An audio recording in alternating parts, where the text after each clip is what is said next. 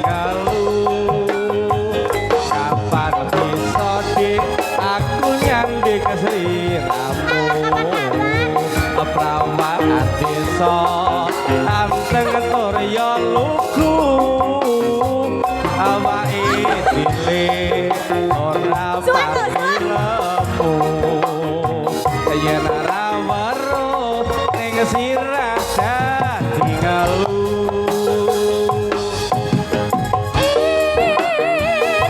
matur suwun Mas Tito nggih Dik Tito matur suwun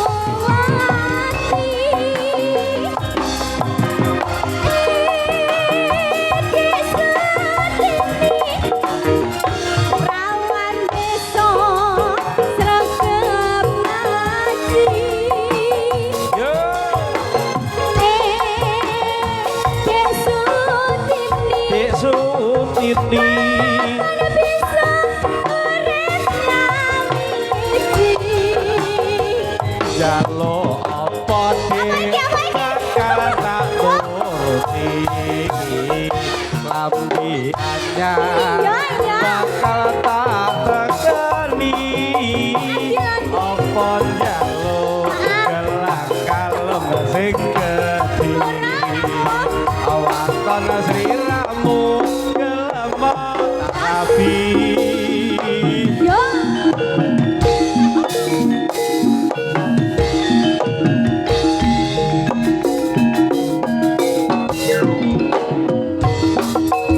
Tito, yes, selamat datang. Mas Kaseri, ya, Mas Tersuwun nih. Ho, ho, ho, ho.